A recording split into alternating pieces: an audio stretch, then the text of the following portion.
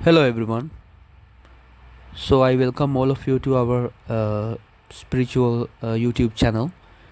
So in this channel we're gonna dive deeper into the spiritual aspects of all spiritual traditions, but we put our emphasis and also the main focus on one of the spiritual lineages, authentic spiritual lineages in Sri Lanka, which was founded by the enlightened master D.A. Jayasuriya. I think most of you haven't heard of this name because he was actually not that popular until recently came into public. And in 1970s, when he became fully enlightened, when he became a divinely incarnated master, he also had a lot of obstacles to share his experience with other people, and it was quite difficult for him to also go and talk to Buddhist monks at that time because he was a lay person. And nowadays people believe that even at the laity you can come to the full enlightenment, but 1970s is an year that during that period most people do not believe in such things. And on the other hand, we had a lot of troubles in the country at that time. The country situation was chaotic. So from northern side we had the development from the civil war, and we also had civil riots from the western side of the country. So people were not really ready to receive such a message from a divinely incarnated master. And Master Jayasuriya's enlightenment is unique in that sense because this divine incarnation process is something that were not known to us for thousands of years. There are only few divinely incarnated masters or spiritual leaders that we have heard in human history. So starting from Gautama the Buddha, before 2500 years ago, he came to this realization. And before 2000 years, Lord Jesus Christ also came to this experience, and then Prophet Muhammad. So all these prominent figures in spirituality, they have had this experience, but then when they try to authentically explain this experience to other people, always the message get corrupted, or the message gets distorted. And that is natural because not everyone is in a position to understand such deep spiritual matter. So the similar problems also exist in Master Jayasuriya's lineage. So some of his students didn't really grasp what he has been through, and he also could not find any reference to his unique spiritual experience in typical Theravada Buddhist tradition, because in his experience he was not only transcending his mind limitations or transcending his mind, but also he was well beyond his physical body and 5 elements. So he was looking for a proper reference to this experience, and he was only able to find relevant information in other Buddhist traditions. For an example, Buddhist Mahayana and Vajrayana traditions, specifically the Tibetan Buddhism. So many yogis in Tibetan Buddhism, for them this subject is not that new, because as you are aware, Mahayana and Vajrayana traditions, so these traditions were practiced by Bodhisattvas, not Arya Shravakas. So the typical Theravada tradition is mainly being practiced by the Shravakas, but the Bodhisattvas are different in their capacity, and Bodhisattvas have more potential to teach other people and also to raise the human consciousness or to raise the human energies. So that is the main reason why in Bodhisattva practices we even go beyond the typical enlightening experiences or the fruition and path stage, two transcendental stages of body, and the transcendental stages of five elements, and the transcending of the death. So Master Jayasuriya also had his the focus and also preliminaries on the Tibetan Buddhism, and even in his sermons he used to highly speaking of Tibetan masters. So he used to say that only the Tibetan masters would understand what he has been through. Only the Tibetan masters would be able to explain and understand Master Jayasuriya's experience. So when we say that, the watchers of this video channel should also get the impression that this unique awakening experience is well beyond the enlightenment of a Shravaka. So in typical Theravada tradition, we have this the path and fruition stages, starting from the stream entry or the stream enterer to an arihant or the fully enlightened practitioner. But in Mahayana and Tantrayana traditions, the path starts from a Bodhisattva stage, and then gradually it develops through several Bodhisattva stages, from the stage 1 to stage 10. So in Buddhist tradition we call these stages bhumis. So Bodhisattva is supposed to complete all the bhumis, and upon completion of all the 10 bhumis, he is entitled to become a Buddha. And at this very Buddhahood experience, the Bodhisattva is not only becoming free from his mental impressions or samskara, so to speak, but also he will transcend his mind, body, as well as five elements, so that enlightenment of a Buddha is a bit advanced stage or an advanced state of mind. So Master Jayasuriya, he kept saying that this awakening experience is not something new to him or to the humankind, but it is the hidden teaching of all the enlightened masters of the human history, but it has to come to the surface again, so that the efforts that Master Jayasuriya had taken in Sri Lanka was a revitalization or revolutionizing the Buddhist tradition. So in this video, we are not only talking about Master Jayasuriya's unique experience, but also we try to relate it to all the Buddhist traditions, starting from Theravada tradition to Mahayana and Tantrayana or Vajrayana tradition, so that we take the opportunity to use Master Jayasuriya's information to cover the full spectrum of Buddhist practices. So in the left hand side video snippet, we see his ashram that was built in 1980. So after 10 years it was attracting so many people from different parts of Sri Lanka as well as different parts of the entire world. So even Tibetan practitioners, Tibetan Buddhist monks were here in Sri Lanka to take his teachings. So let's talk a bit about his transcendental experience. So in the next figure we see that Master Jayasuriya is sitting in a sitting meditation posture, as you can see. So what happened to him was not a normal the path and fruition experience, but it is uprooting his all subtle bodies at once, also with his breath and life together.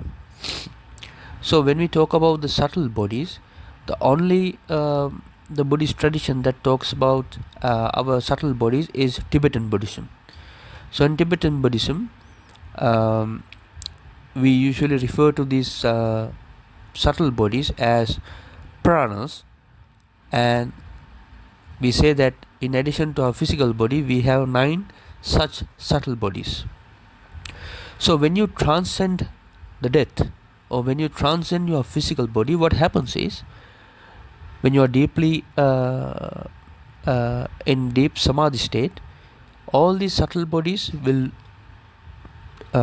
remove from your body at once, and then it will also decouple your breath from your physical body, and also take your life outside your physical body. So basically, after the experience, what is left in the physical body is that physical body itself. So that is what it means when we say that we uprooted all the subtle bodies. And then what happens is, these subtle bodies will go into the universal consciousness, and then it will merge with the universal consciousness, and then comes back to the physical body as a newly evolved, enlightened consciousness. So that after this experience, what Master Jayasuriya had was a totally a new level of consciousness, a new level of energy system. So he used to say that the old man Jayasuriya was gone. So in short, this is what we call the divine incarnation experience. And this divine incarnation experience is quite similar to the final Buddhahood of Gautama the Buddha. And it's only because of this the total annihilation of the individual that we say that divinely incarnated masters are the only perfect masters, because they don't have any residual mind layers left in their physical body when the enlightenment takes place. But Arihants or the Shravakas, they have that. Arihants or the Shravakas, they do not uproot all the subtle bodies at once. So that is the main difference. And that's why we say that the Buddha is the perfect master. But even though the Arihants in the Shravakayana, or the highest level of disciple, even he is enlightened, he is not perfect, because he has some tendencies coming from, for an example, from his past lives. But in the divine incarnation process, nothing is actually left in your body from the previous ego self. So that's why I want to make a clear distinction. That's why I want to make a clear difference. Even I had received some questions like a few months ago, asked by some of our practitioners, why the Buddha's realization is different to Arihant's realization. And I hope that I have already given the answer in this section of the video.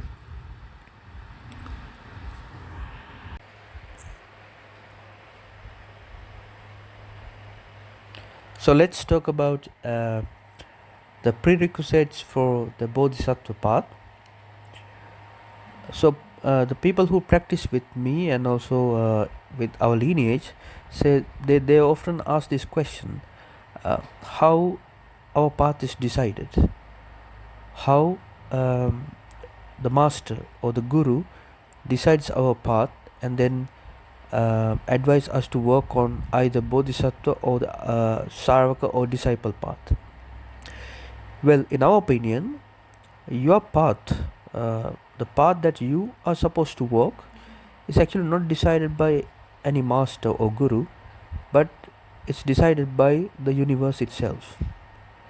And this decision is usually taken based on your maturity and your fulfilled paramitas, and the dedication that you made towards awakening other people, and your genuine interest, egoless self-service for other people. So if you have these qualities, certainly there's a very high chance that you will first work on the disciple or the Arya Shravak path, and then at some point you deviate from that path to the Bodhisattva path. And after that, you have to walk through several Bodhisattva stages. And in the next segment of the video, we are going to talk about these Bodhisattva stages. So, few things I want to further clarify. So, when I mention the samsaric maturity of the Bodhisattva, it means the experience the Bodhisattva had during his past incarnations. Usually, the Bodhisattva who is selected for Buddhahood, which is decided by the universe, usually he spent a lot of lifetimes as a leader and as yogi and as a spiritual practitioner, collecting a lot of experiences from different part of the world and different spiritual practices, so that he has the perfect potential to give teachings to other people in different flavors. So this is what is meant by the samsaric maturity. Okay, so coming back to the topic. So in this video section, we see the Bodhisattva stages.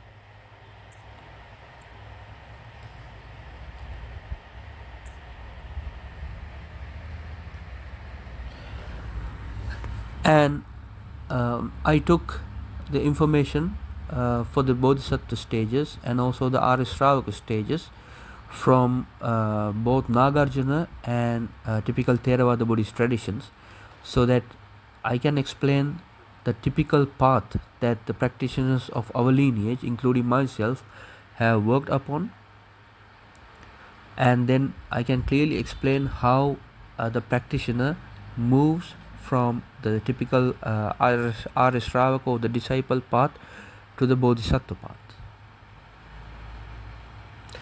So in the very first stage, we teach or talk about the basics of Buddhism, such as Four Noble Truth, Eightfold Noble Path, and where the suffering comes from.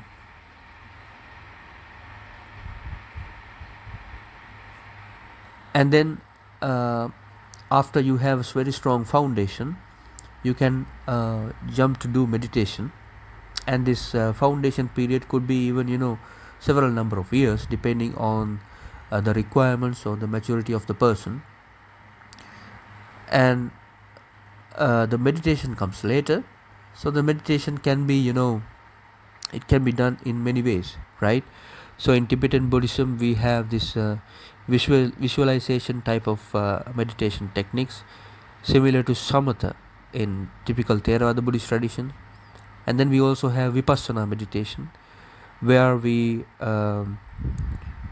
focus on the thought process itself, and we bring our focus to the insight.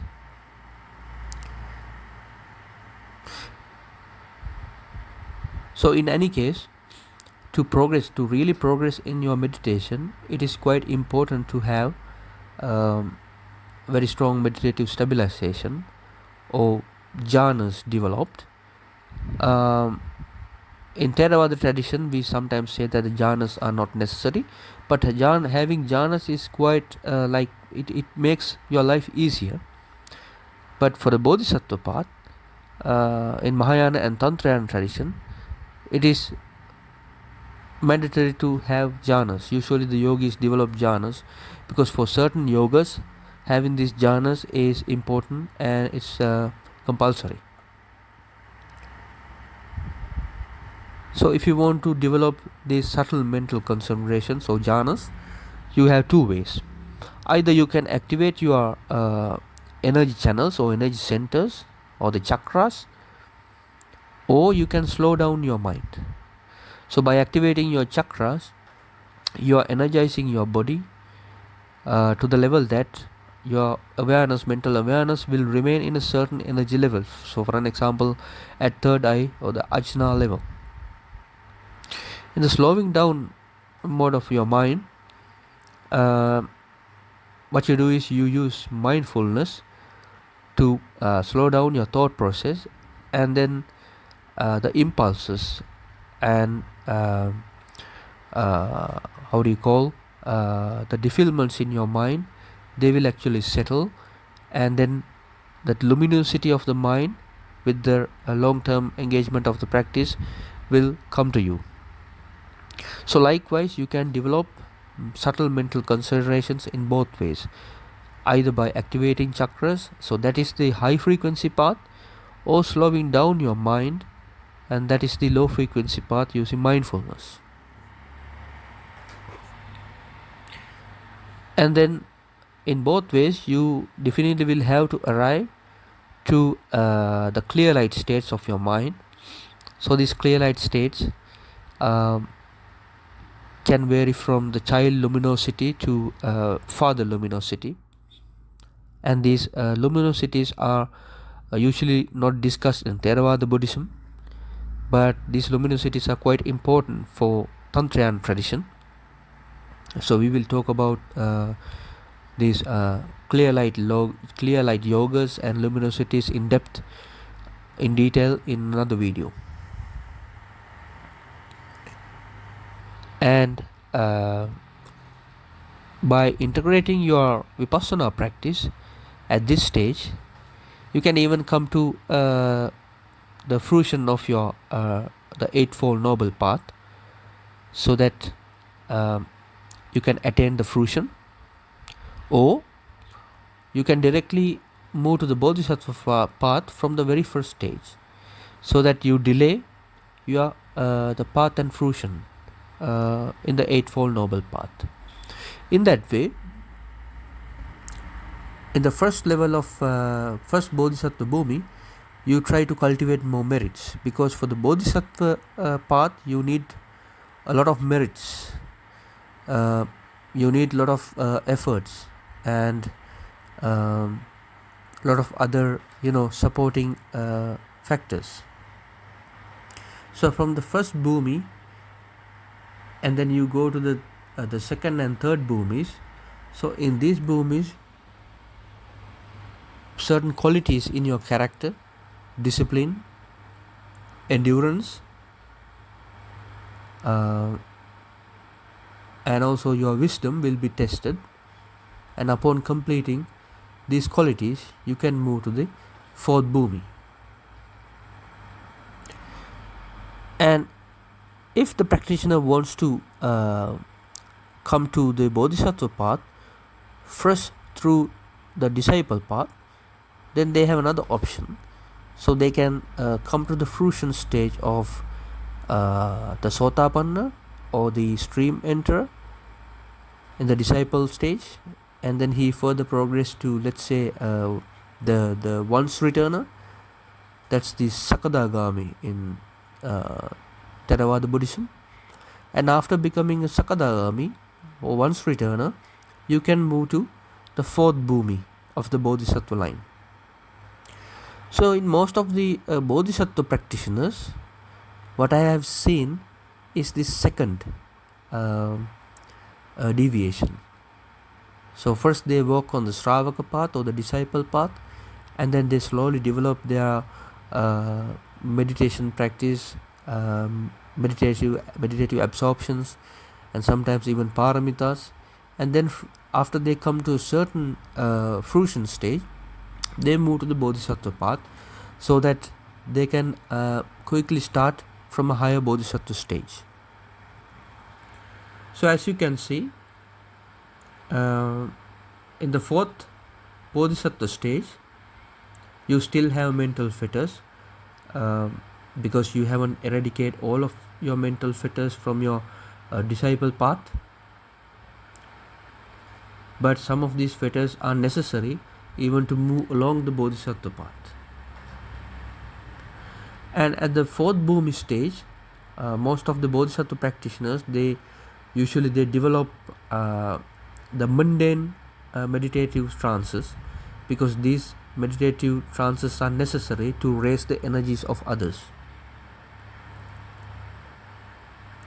And in addition to that, Usually the fourth level bodhisattvas, they also get the exposure to other types of yogic techniques such as the clear light yogas or the Mahamudra yogas, so that in addition to his jhanic experience, he further deepens his mental concentrations to certain transcendental states of the mind.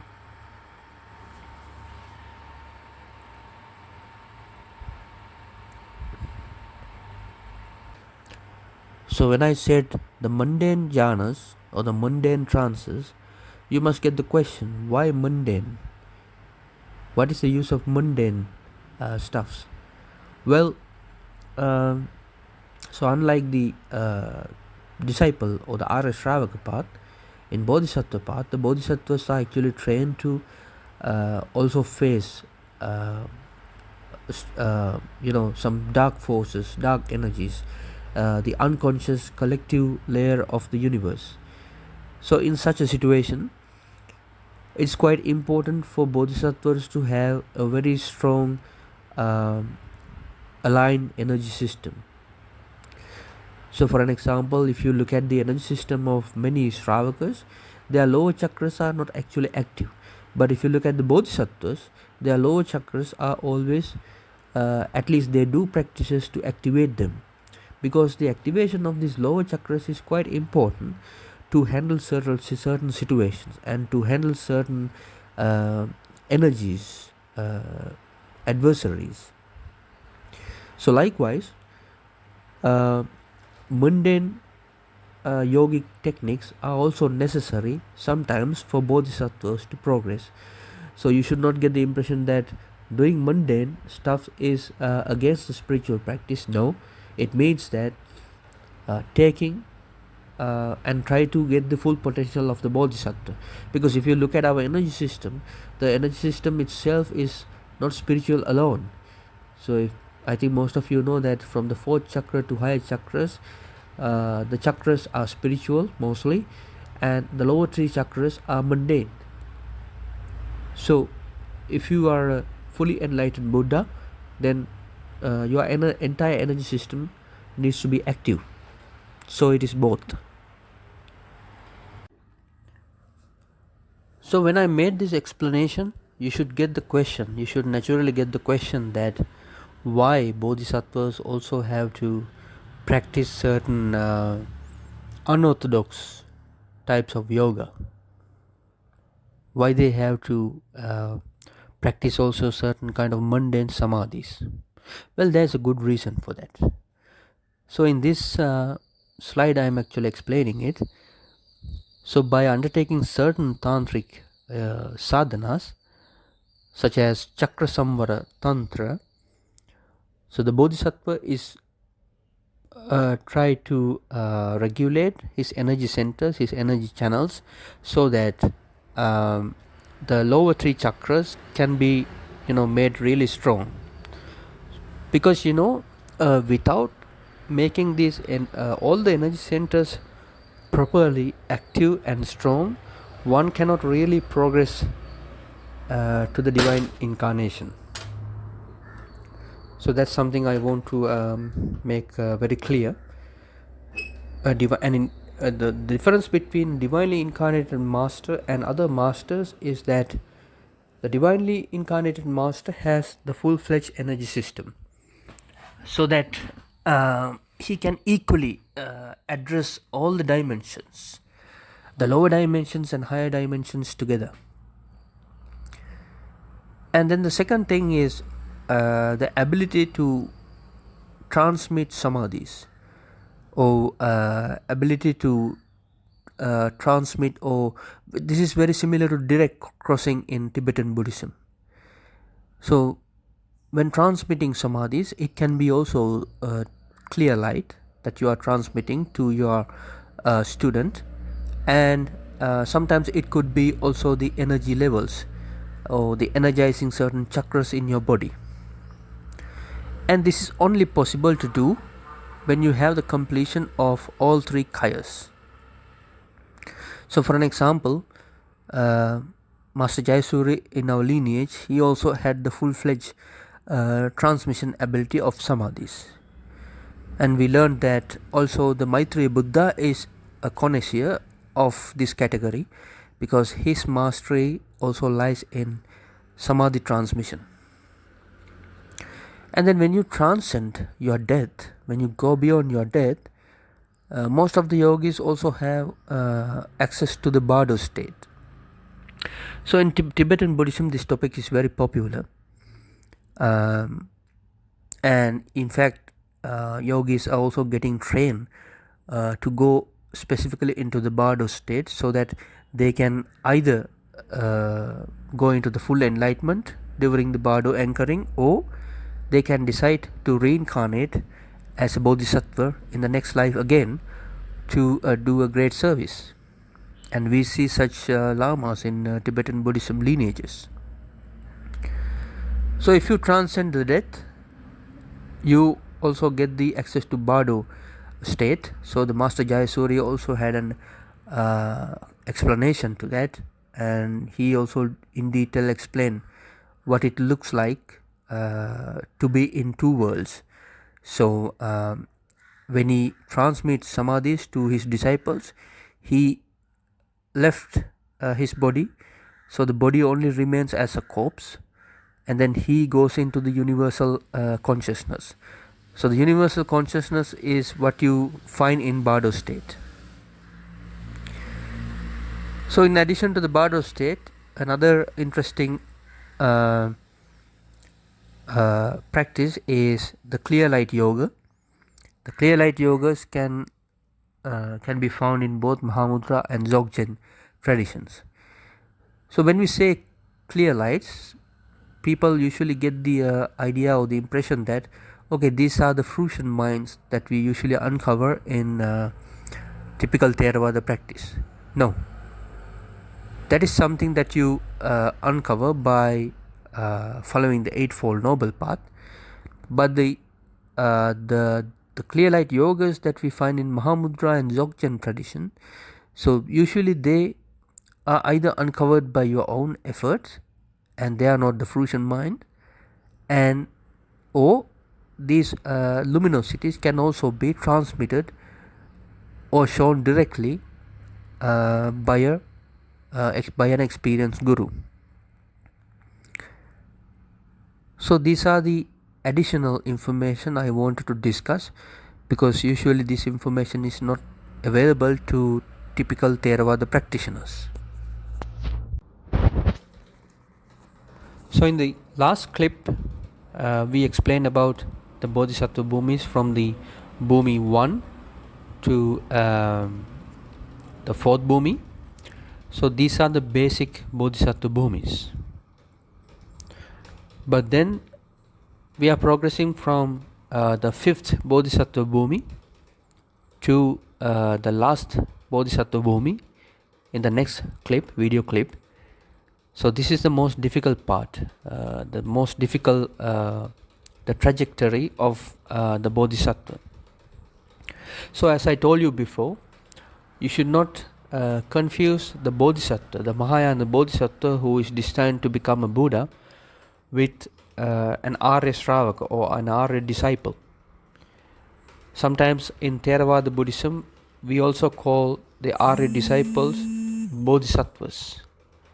But that Bodhisattva practice and that Bodhisattva information is not at all relevant to, and that information is not about a typical Mahayana Bodhisattva who is really aspiring to become a perfectly enlightened Buddha.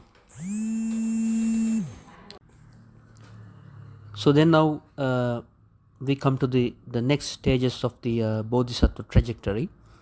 So the very first Bhumi, this next section is the 5th Bhumi, and we usually call the 5th Bhumi is the difficult to master Bhumi, because the things that the Bodhisattva has to go through at this stage is it's really difficult, and it tests the endurance the Bodhisattva has. And I know that some practitioners, some Bodhisattvas spend their entire lifetime in the fifth bhumi. And some practitioners who have more potential and also who have more strength to handle this stage, they will quickly progress. They will quickly overcome the challenges at this stage and then quickly progress through the other stages of this trajectory.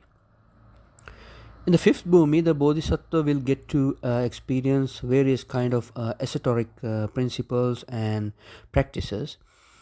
And the most important thing is, this is the stage that the bodhisattva will face his dark night of the soul. And the bodhisattva is actually trained and he intends to liberate the entire population. He is appearing for the sake of all sentient beings. So then, the dark night of the soul period that he has to go through, it's really challenging, and it's no way comparable to the dark night of the soul an Arya disciple goes through.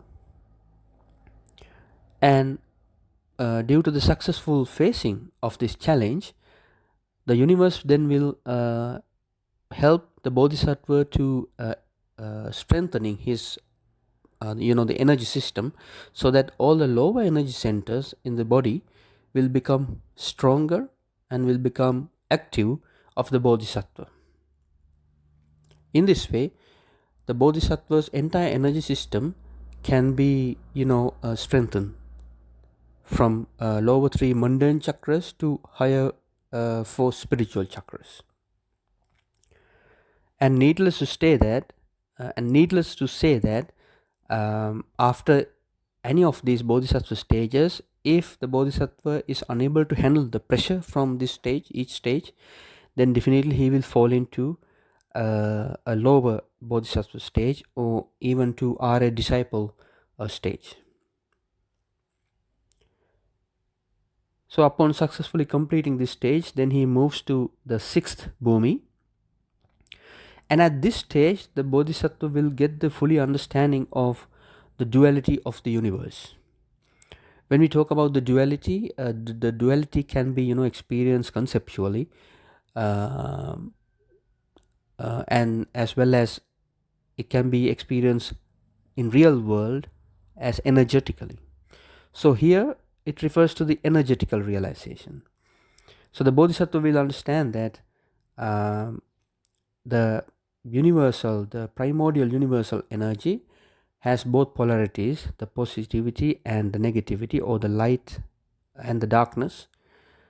And this is where the bodhisattva will learn the interdependent nature of the light and the darkness, so that he understands the interdependent nature of worldly phenomena, and as well as he will complete his understanding on pratitya samutpanna dharma, or interdependent nature of the existential phenomena.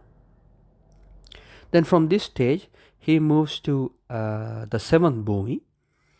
So the seventh bhumi is usually referred to as gone afar, because if the bodhisattva successfully arrives at the seventh bhumi, it means he has come a long journey through this the bodhisattva trajectory. And at this stage he will get the chance to eradicate the remaining fetters from his mind. And due to this reason, he will get the opportunity, if he wishes, to go back to nirvana through the Shravaka Arya disciple trajectory. But this is an option for him. So it is up to him to decide what he wants. And usually the bodhisattvas who are dedicated towards the enlightenment of others, they will bear the pain and they will have the endurance no matter what. Remember that up to the seventh stage, until the seventh stage, at any stage you can fall into a Shravaka disciple path. You can fall into a lower bodhisattva path. So remember that. And then from the seventh bhumi you come to the eighth bhumi, and that is the bhumi, we say that the bhumi that will not turn you back. So after you come to the 8th bhumi, you cannot go back in the Bodhisattva stages. So it's something like um, it's very similar to the non-returner stage in the Arya disciple trajectory, because once you come to the non-returner stage, then you cannot return back to the samsara. So in the 8th bhumi, non-returning stage, the Bodhisattva will get initiated into some initiation processes of the universe.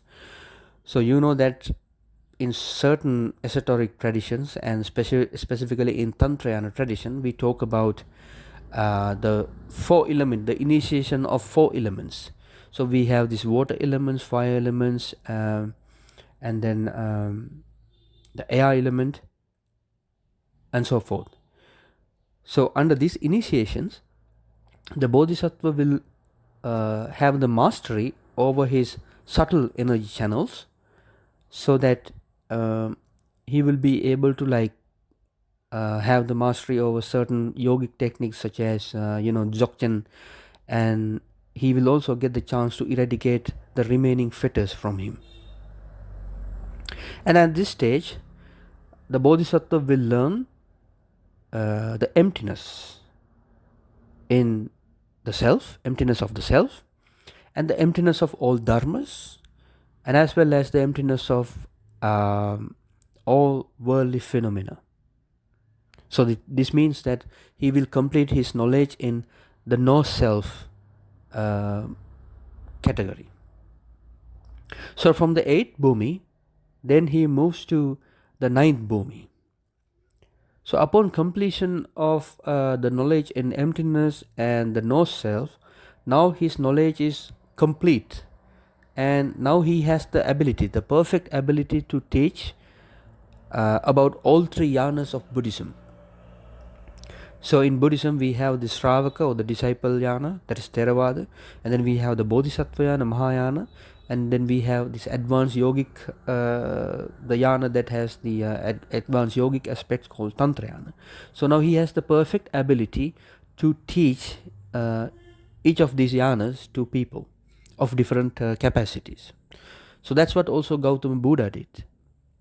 He made the Shravaka teachings publicly available for all the Shravakas, and then he made this the Bodhisattva teachings, higher teachings, available for advanced disciples and the great Bodhisattvas. So in the 9th stage, the Bodhisattva will have the complete knowledge, as I mentioned, and then he will also complete his esoteric the training, or the tantric practices and tantric training, and he will also complete his energetical understanding, or he will master his energetical the practice of the 3 kayas. So when the Bodhisattva reaches the 9th bhumi, most likely he has completed his Nirmana Kaya yogic sadhanas and Sambhoga Kaya yogic sadhanas, and he will slowly reach the Dharmakaya upon eradicating the remaining fetters. So the next stage is the most important stage for Bodhisattva, which is the 10th bhumi, or we call it Dharma Mega. And at the 10th bhumi, the Bodhisattva will be exposed to many ancestors in the Sambhogakaya realm. So in the spirit realm, so in both Eastern and Western spiritual traditions, we talk about the spirit realm. So spirit realm is where many non-enlightened and enlightened spirits reside, but the realm where the ancestors reside is a special area, because only fully enlightened masters can stay there. So this area is specifically called Sambhogakaya. And if you are a great meditator, of course you can also access information from Sambhogakaya, and you will also get to meet our old ancestors, starting from Buddha and Jesus Christ, and sometimes our old Tibetan enlightened masters, and even the masters from some esoteric traditions such as Lao Tzu. So the Bodhisattva will be blessed by all these enlightened masters in the Sambhogakaya realm. And depending on the maturity of the Bodhisattva, then these masters and also the universe will decide what kind of the divine incarnation that will be assigned to him. Because because there are two types of divine incarnations. So one type is you can become the divine incarnation of the individual self. So for an example, Master Jayasuriya of our spiritual lineage, he is the divine incarnation of the individual. So he is the divine incarnation of himself. So then what happens is his subtle bodies will be replaced by the universal energy, and then he will develop his own Sambhogakaya and Dharmakaya forms. But this is not the case for the other type. So the other type is the divine incarnations of the old masters or the Nirmanakayas. So for an example, we have such Nirmanakayas are, for an example, Gautama Buddha is a Nirmanakaya, divine incarnated master, and Jesus Christ was also a divinely incarnated master. So there are several such masters. So the divine incarnation of the Nirmanakaya means that when the Bodhisattva reaches the 10th bhumi, the old Sambhogakaya or the energetical form of the master, the old master, it returns from the Sambhogakaya and then it incarnates into the yogi. And then all the energy bodies developed in the yogi, they belong to the old master. So that's what we call the divine incarnation process of the Nirmanakaya. So for an example, let's say we have a yogi by the name Lama Sopa. And this Lama Sopa is a great practitioner and a great bodhisattva, and because of his great compassion towards all sentient beings and his great wisdom, he successfully come along, passing through all the stages, and then he arrives to the 10th bhumi. And because of his great maturity, so the universe decides him to offer a divine incarnation of an old master. So then his divine incarnation, let's say for an example, he is the divine incarnation of the previous Buddha or the Gautama the Buddha. And then what happens is, as I mentioned, in the Sambhogakaya form, we have all these enlightened masters, they are energies. So one of these energies will return. So in this case, the Gautama Buddha's energy will return to the physical body of the Lama Sopa, and then gradually these energies will develop in him, so that his energy bodies really belong to Buddha. And but his the practice, basically the practice that he applied to his mind, it's his own work. So his mind is free from all the defilements, but his energy bodies, they belong to the previous Buddha, and now in this incarnation he is the Buddha. So he is the divine incarnation of the Buddha. So this is a bit difficult thing to understand, and that's why I specifically gave an example to discern these two divine incarnation categories. So after the 10th bhumi, both of these divine incarnations, the divine incarnation of the individual and the divine incarnation of the old master or the Nirmanakaya, they will both reach the fully enlightened Buddhahood or the supreme enlightenment. So that's about the Bodhisattva path, and please try to understand that the Bodhisattva path is really different from the Arya Shravaka path, and we already made a clear distinction between these two trajectories.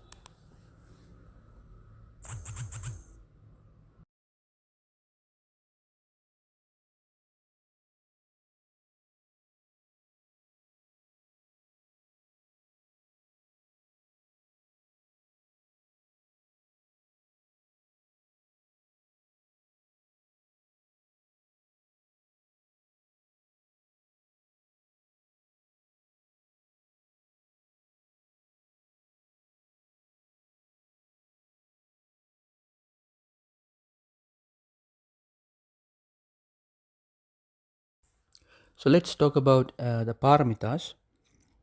So as I mentioned before, the bodhisattvas have to complete several kinds of paramitas, and they all intended to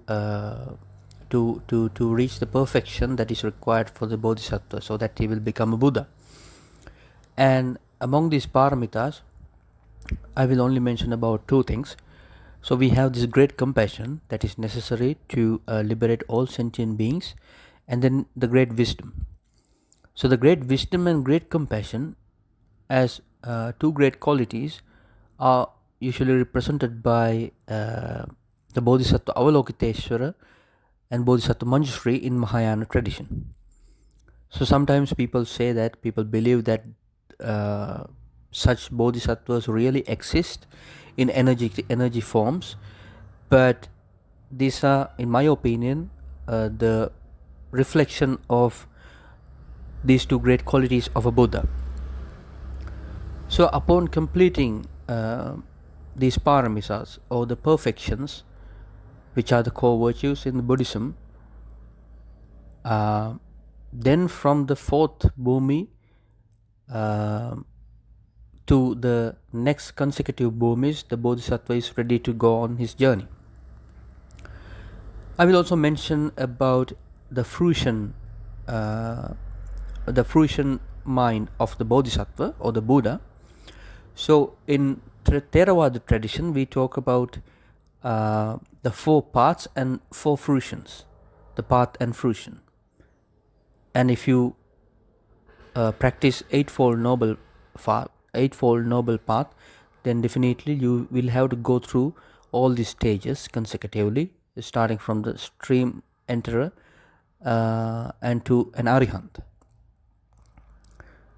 And the path is basically about developing the mindfulness, and then use this mindfulness to eradicate your fetters, and then successively arriving at the Arya Samadhis, or the fruitions of each stage. That's about the Arya disciple path. So what about the Bodhisattva path? So we have already seen the path, and then what about the fruition? So in the Bodhisattva path, there is one fruition, the ultimate fruition, which is the Buddhahood. And in the Bodhisattva path, the Buddhahood, the fruition mind, is comparable to Arihant's the fruition mind in terms of defilements. So in terms of defilements, both a Buddha and an Arihant, they both have to eradicate the same fetters. But remember, the fruition mind of a Buddha is superior, and that fruition mind also accounts for the collective consciousness of the universe, so that that fruition mind expresses the great wisdom of a Buddha, and the great wisdom of the universe, and the great compassion of the universe through the human body of the Buddha. So in that sense, the fruition mind of a completely fully enlightened Buddha is superior compared to an Arihant of the Shravaka disciple path. So in the next figure, we are looking at the three kayas of a Buddha. So the image that you see with the human body, which is also wearing a robe, that's the Nirmana kaya, or the physical body, or the physical manifestation of a Buddha. But behind his physical manifestation, what exists is his divinely incarnated and purified fruition mind, and this is available in several stages. So the first stage, or the intermediate stage we see, is what we call the Sambhogakaya, or the bliss body. And Buddha has the perfect ability to give teachings in different kind of bodies.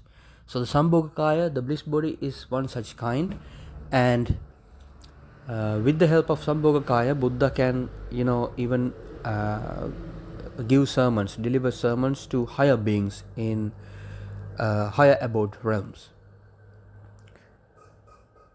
But remember, the Sambhogakaya is an intermediary, the energetical body. And then the ultimate level of the realization is the Dharmakaya, or the Fruition mind level, energetical body of a Buddha. And at the Dharmakaya level, the Buddha is an unimaginable person to us, because he embodies all the universal energies which are well beyond our perception.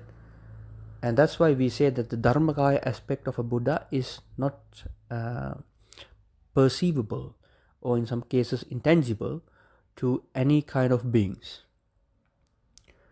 In typical Mahayana tradition, we have these main three bodies, starting from Nirmanakayas to Dharmakaya. But remember, in the full description, we also talk about 5 bodies of a Buddha. That includes, in addition to these 3 kayas, the Vajrakaya and Abhisambhogakaya. So we are not covering these aspects in this video. But what I am trying to say here is, by giving this 3 kaya example, I also try to make a distinction between the realization of a Buddha and an Arya disciple. Only a Buddha, only a fully enlightened Samyak Sambuddha possesses all these 3 bodies, or 3 kayas, or even 5 kayas, if he has also the mastery over tantric elements.